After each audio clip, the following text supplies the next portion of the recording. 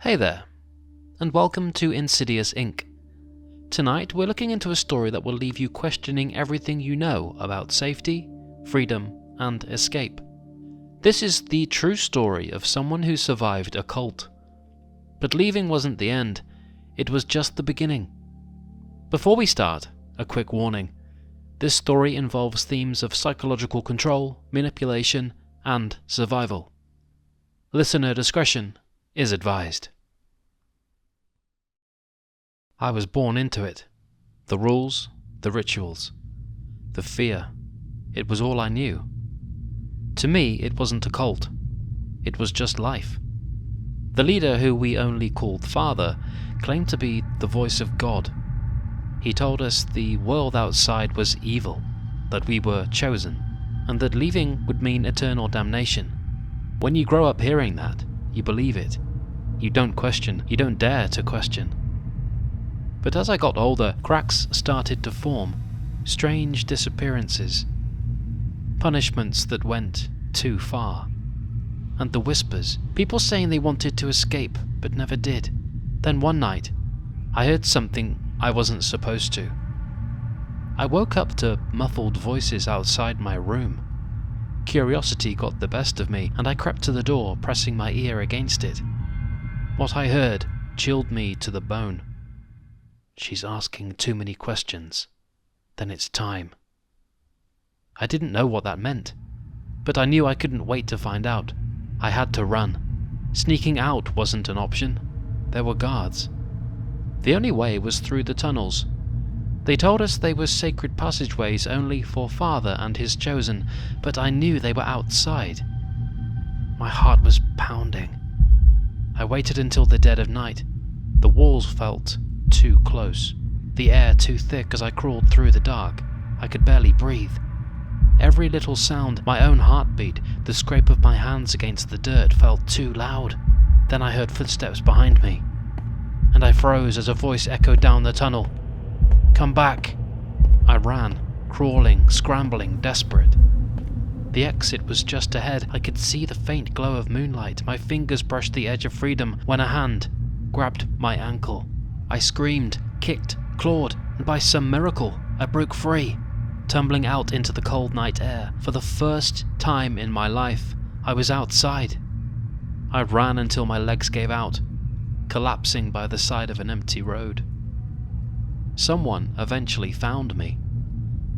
The authorities raided the compound days later. What they uncovered? Horrifying. People who tried to leave before me? They never made it out. To this day, I don't know who grabbed me in that tunnel. I don't know what would have happened if I hadn't escaped, but sometimes, late at night, I still hear it. A whisper, "Come back." I should have felt safe. I was out. Free. The cult was raided, the leaders arrested. I had a new life now, a new name, a new home, a new chance, but something followed me. At first it was small things, shadows moving in the corner of my eye, the feeling of being watched, even when I was alone. My caseworker said it was paranoia or trauma, as my mind is adjusting after years of brainwashing. But then, the messages started. Slipped under my door, sprawled on scraps of paper. No name, no return address, just 4 words, written over and over again. You were never free. I told myself it was a sick joke. Some copycats are obsessed with the cult's downfall, but deep down, I knew it wasn't over. One night, I woke up, gasping for air. My room felt wrong, stifling, heavy. That's when I saw it. A piece of paper folded neatly on my nightstand. I hadn't heard anyone come in, hadn't seen the door open, but it was there. And this time, there was something new written beneath the message. "Come back before we take you." I locked my doors, changed my number, moved across the city. But it didn't matter. The messages kept coming. Then one night, I heard something outside my window. A whisper, low but familiar. "You don't belong here." My blood turned to ice. That voice, It was him. The leader. The man who was supposed to be in prison. I didn't wait to find out how he found me. I ran out the back door into the cold, my breath coming in ragged gasps. The streets were empty, silent, but I knew I wasn't alone. Then the streetlight ahead of me flickered out, and standing beneath it, half hidden in the shadows, was him. Tall, still, watching. My whole body locked up. He shouldn't be here. He couldn't be here. And yet, he was. He smiled slowly, and then he said something that made my stomach drop. "You think you escaped? You think we let you leave?" The ground tilted beneath me. I felt sick. "You never left. You never will." I turned and ran, but as I did, I heard something I will never forget. Not footsteps, not breathing, but laughter. Soft, amused, coming from everywhere. I wasn't just being followed, I was surrounded. And that's when I realized the truth. I didn't escape the cult. I brought it with me.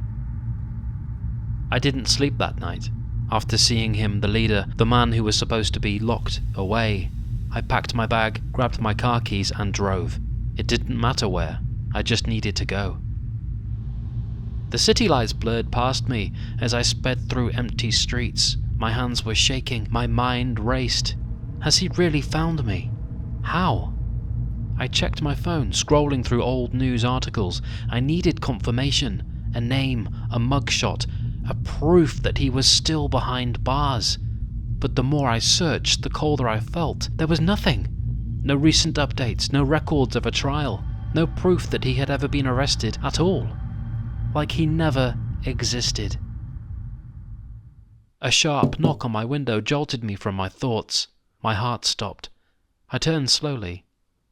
A man stood outside my car, his face hidden in the shadows. Not him, but I knew one of them. I hit the gas, tires screeched as I tore out of the parking lot. In the rearview mirror, I saw him standing perfectly still, watching me disappear. No more running. I couldn't outrun them. I couldn't keep hiding. If I wanted to be free, I had to end this. I spent the next 2 days tracking down what was left of the cult. I knew where to start. The compound was destroyed, but I remembered their safe houses, the places we were told were holy ground. One of them was still standing. A boarded-up farmhouse at the edge of the city. Forgotten, abandoned. But I knew someone was inside. I parked a few blocks away, heart pounding as I made my way through the overgrown field. My fingers clenched around the cold metal of the weapon in my pocket. A knife. Not much, but enough. The door was unlocked. Inside, the air was thick with dust and decay. Furniture covered in white sheets. Candles melted into the floor, and in the center of the room, a table covered in notes. My name was on them. My old name, scrawled over and over in the same handwriting as the messages left in my apartment. A chill ran down my spine. They had never stopped watching me, never stopped waiting. Footsteps creaked behind me, and as I turned, raising the knife, I froze. He was there. Not just him. Them. The leader stood at the front. His pale, unblinking eyes locked onto mine. Around him, 6 others. The ones who had never been caught. The ones who still believed.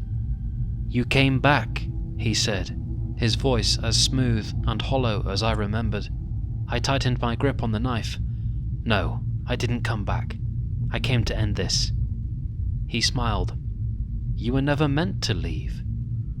They lunged. I don't remember the fight, only flashes.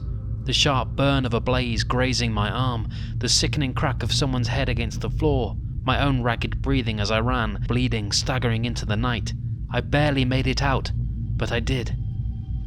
The farmhouse burned behind me, flames swallowing everything, every note, every secret. Them. I stood there, watching it turn to ash, and for the first time in my life, I felt it. Freedom. But as the fire crackled, as sirens wailed in the distance, a single thought chilled me to my core. Had I gotten them all? Or was some still out there, waiting? And just like that, it was over.